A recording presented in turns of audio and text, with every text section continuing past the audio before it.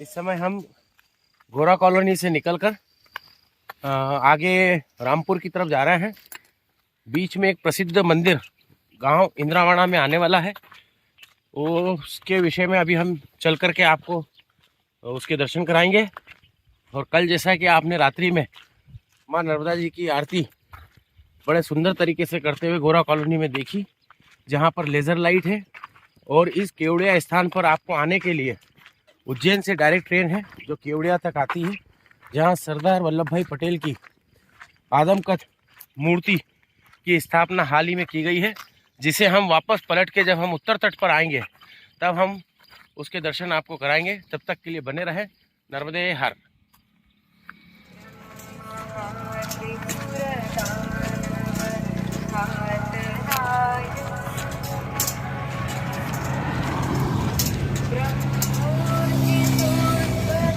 अभी हम जिस स्थान पर खड़े हैं ये भरूच वडोदरा मार्ग है, हाईवे है, लेकिन ये जो है सोमारिया करके एक जगह आती है। यहाँ से हमें जो है राइट टर्न लेना पड़ेगा इस ओर के लिए। ये सीधा जो है रामपुर जाता है, जो नर्मदा जी के किनारे किनारे का मार्ग है। और अगर आप यहाँ से सीधा जाना चाहते हैं तो ये मार्ग सीधा राजपीपलिया होते हुए अंकलेश्वर निकलता है।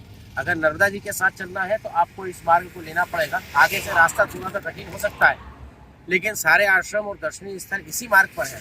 अगर इस आप हाईवे से जाते हैं तो इस पर सिर्फ आपको अच्छे रोड, ढाबे और ये सब मिल सकता है, लेकिन आश्रम और दर्शनीय स्थलों की जगह यहाँ पर नहीं है। इसलिए मेरा ये मत है कि नर्मदा परिक्रमा वासी जो नर्मदा मैया के साथ यात्रा करना चाहते हैं उन्हें रामपुरा होकर ही आना चाहिए। नर्मदे हर।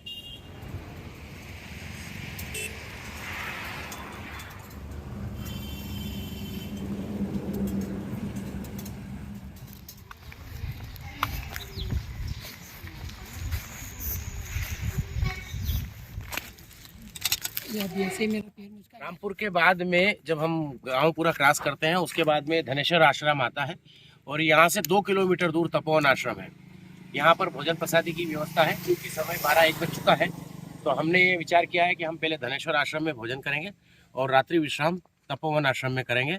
आइए हम आपको जो है इस धनेश्वर महादेव के मंदिर में भी ले जाते हैं और वहाँ दर्शन कराते हैं। उसके बाद हम नर्मदा मैया जी के किनारे पर तपोवन आश्रम चलेंगे। नर्मदे धनेश्वर महादेव की जय। वो ऐसा है ना, उसको कहते हैं, किसी कवि ने लिखा ना कि दुनिया जिसे कहते हैं जादू का खिलौना है ना, मिल जाए तो मिट्टी और खो जाए तो उसका आनंद ले पूरी ईमानदारी के साथ। हाँ, अभी पूरे जीवन में महाराज जितने आपकी उम्र कितनी होगी? मैं अभी कुछ नंबर 50 का होगा। 50 साल बराबर है ना। तो अब हमें जो प्राप्त हुआ है, अब उसको इतने सालों में तो जाके प्राप्त हुई है, वो इतने साल तो बेकार ही गए। और माँ नर्मदा जी का ये धनेश्वर महादेव जो है, ऐसा कहते हैं कि ये माँ नर्मदा जी का उत्तर तट है। उत्तर वाहिनी 15 किलोमीटर की है और वो 15 किलोमीटर की परिक्रमा पूरे महीने चलती है। और ये परिक्रमा हमारे जो दादा गुरुजी हुए हैं तपसी बाबा, उन्होंने 1942 में ये परिक्रमा शुरू की थी। इस आश्रम को 100 साल होने आए। 1934 में इस आश्रम की स्थापना हुई। मंदिर तो त्रेता युग का है, जब भस्मासुर से भागे तो महादेव यहाँ आके छिपे हैं भस्मासुर से भागे। और कुबेर जी ने यहाँ 16 साल तपस्या की। तो 1942 में तपसी बाबा ने यह परिक्रमा शुरू की थी। और उस समय कोई जानता नहीं था कि उत्तर वाहिनी की परिक्रमा होती है। मार्कंड ऋषि ने आदिकाल में की है, मगर फिर उसको किसी को पता नहीं था। तो तपसी बाबा ने ही इसका उत्तर वाहिनी का बीज रोपा। तो वो पेड़ इतना बड़ा हुआ, वृक्ष इतना बड़ा हुआ कि आज पूरे चैत्र के महीने में, एक महीने में गए साल 25 लाख लोगों ने परिक्रमा की। और ये 5 घंटे में ये परिक्रमा पूर्ण हो जाती है उत्तर वाहिनी पर। 25 लाख लोगों ने परिक्रमा की। और उसका फल क्या कि बड़ी परिक्रमा का जो फल है उतना फल आपको उत्तर वाहिनी केवल 15 किलोमीटर की परिक्रमा करने से प्राप्त होता है।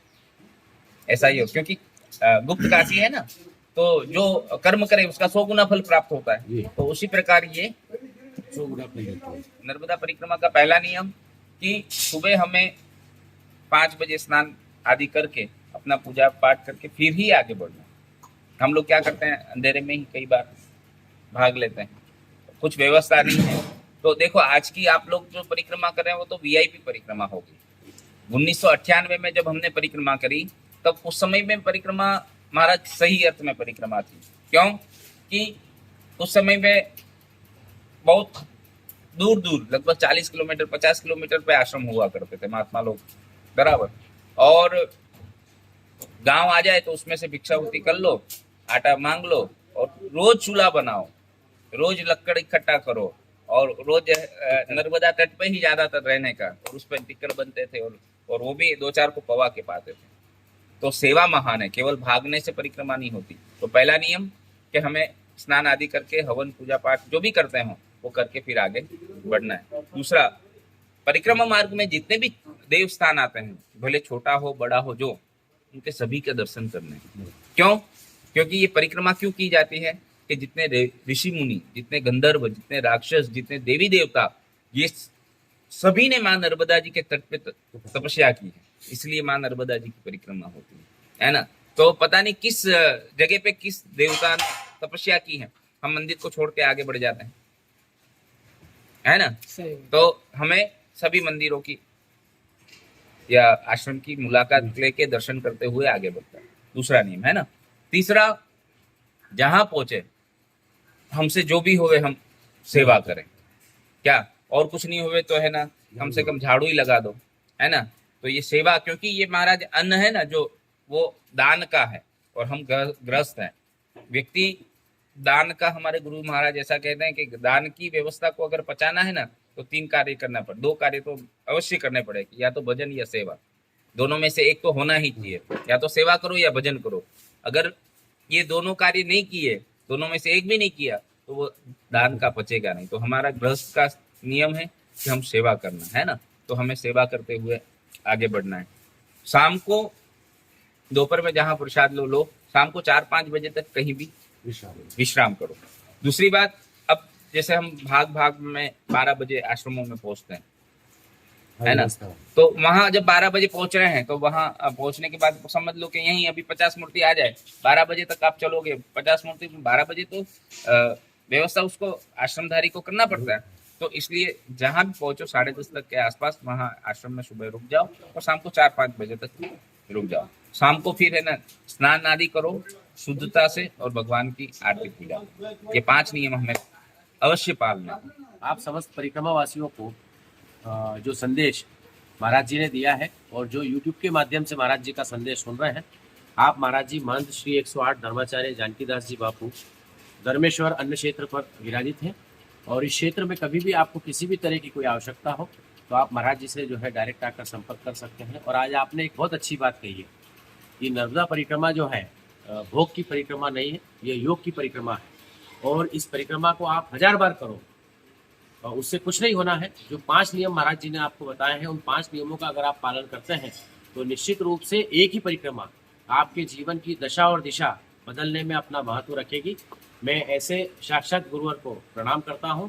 और दूसरी जानकारी ये देना चाहता हूं कि उत्तर वाहिनी की जो परिक्रमा चैत्र मास में होती है, वो यहीं से शुरू होती है, जो तिलकवाड़ा तक जाकर के, और वापस पुनः यहीं समाप्त होती है।